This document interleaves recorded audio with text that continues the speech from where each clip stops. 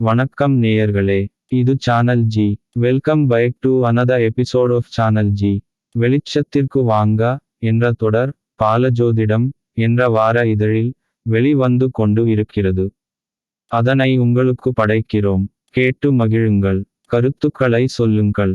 இனி சிந்தனைக்கு வருவோம்.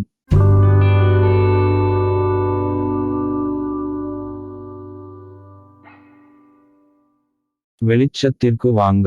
அது ஒரு இரவு நேரம். அவசரமாக சாப்பிட்டு விட்டு அவள் கிளம்பினாள். அவள் தங்கி இருந்த அறை 2வது மாடியில்.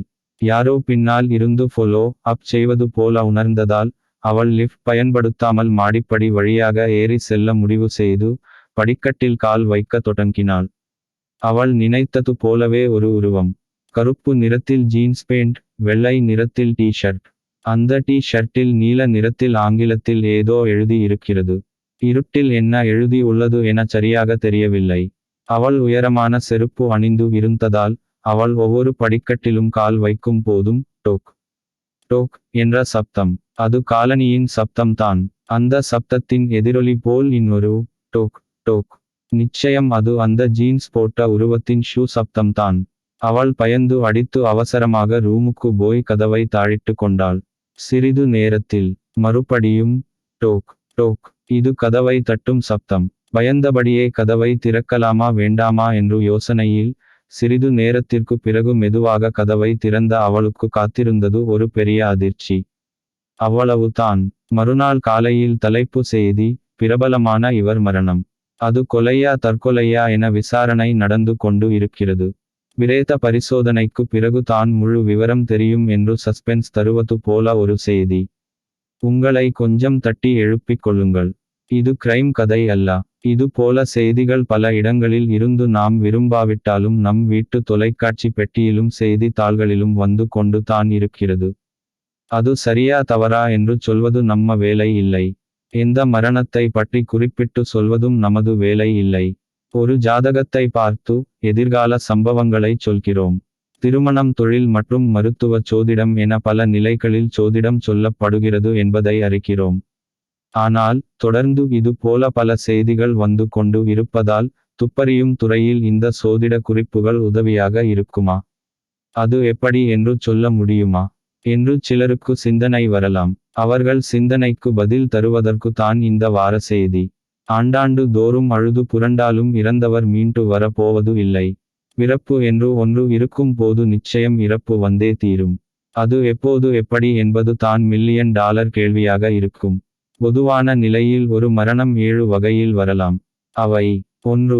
இயற்கையாக சம்பவிக்கும் மரணம். 2. கொலையால் வரும் மரணம். 3. தற்கொலையால் வரும் மரணம். 4. விபத்தில் சம்பவிக்கும் மரணம். 5. கூட்டு மரணம், மாஸ் டெத். 6. அரசு தண்டனையால் மரணம். 7. மருத்துவ சிகிச்சையில் மரணம். இதை பொதுவாக மரணம், துர்மரணம் என்ற 2இல் அடக்கி விடலாம் என்றாலும் தனித்தனியாக சொல்வது தான் சோதிட குறிப்புகள். ஒரு மரணம் சந்தேகத்தின் பார்வையில் நடந்து விட்டால் இறந்த அந்த உடலை மருத்துவ ரீதியில், துப்பறியும் பார்வையில் உடல் கூறு ஆய்வு, போஸ்ட்மார்ட்டம் செய்வார்கள். அதில் தரும் ரிப்போர்ட் வைத்து மேல் விசாரணை செய்ய இது உதவியாக இருக்கும். நீதிமன்றத்தில் இது சாட்சியாகவும் பல சமயங்களில் செயல்படும். சோதிட பார்வையில் இதை சொல்ல வேண்டும் என்றால் குறிப்பாக சில சிந்தனைகளை மட்டும் உங்களுக்கு தருகிறேன். சரியாக உள்ளதா சொல்லுங்கள். பொதுவாக சோதிடத்தில் பிரேத தோஷம், பிரேத சாபம், பித்ரு சாபம், பித்ரு தோஷம், தனிஷ்டை என பல நிலையில் சொல்லுவார்கள். ஆனால் பாருங்கள், ஒரு மரணம் கொலையா தற்கொலையா என்று சொல்வதற்கு நமக்கு கை கொடுக்கும் கிரகங்கள் சனி, ராகு, செவ்வாய் மற்றும் புதன். புதன் வந்தால் அது தற்கொலையாக இருக்கும். சனி, ராகு, செவ்வாய் வந்தால் அது கொலையாக இருக்கும். ராகுவுக்கு பதில் கேது வந்தால் கொலையை தற்கொலையாக திரித்து சொல்வார்கள். மற்றவர்களையும் அப்படியே நம்ப வைத்து விடுவார்கள் என்பதை புரிந்து கொள்ள வேண்டும். சரி, இதை எப்படி ஜாதகத்தில் பொருத்தி பார்ப்பது என்று கேட்க வருகிறீர்கள். புரிகிறது. இறந்தவரின் ஒரு ஜாதகத்தை வைத்து இவர் எப்படி இறந்து இருப்பார் என்று சொல்வது போல புண்ணிய சக்கரம் போட்டு அடுத்த இந்த ஆவி என்னவாக இருக்கும் என்று சொல்லும் முறையும் நமது பழக்கத்தில் உண்டு என்பதையும் தெரிந்து கொள்ளுங்கள். சம்பவம் நடந்த அன்றைய கோச்சாரத்தையும் துணையாக கொண்டு ஒரு மரணம் கொலையா தற்கொலையா என்று சொல்லி விடலாம். சட்ட ரீதியாக நிரூபணம் செய்ய வேறு பல முறை இருந்தாலும் சோதிட பார்வையில் இதை இப்படி சிந்திக்கலாம். செவ்வாய், ராகு, சனி தொடர்பு இருந்தால் அது கொலை மரணமாக இருக்கும். இது போன்ற துப்பறியும் சோதிட முறையை அனுபவம் பெற்ற சோதிடரால் மட்டுமே சொல்ல முடியும். எனக்கு அப்படி இருக்கிறதே என்று யாரும் பயப்படவோ சந்தேகமாக கேட்கவோ தேவையில்லை.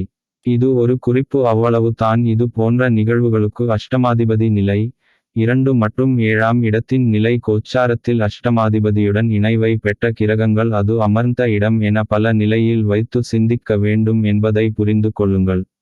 இதில் ராகுவுக்கு பதில் கேது வந்தால் கொலை தற்கொலையாக சித்தரித்து சொல்லப்படும் மக்களும் அதை நம்பி விடுவார்கள் என்பதையும் புரிந்து கொள்ளுங்கள்.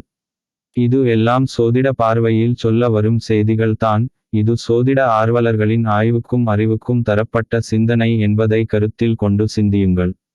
நல்லதே நினைப்போம், நல்லதே நடக்கும். அன்பு நேயர்களே, உங்கள் சேனல் ஜியில் தினம் ஒரு நிகழ்ச்சி ஒளிபரப்பாகி வருகிறது. உங்கள் கருத்தை எங்களுக்கு எழுதி அனுப்புங்கள். எழுதி அனுப்ப வேண்டிய முகவரி: podcastchannelg@gmail.com.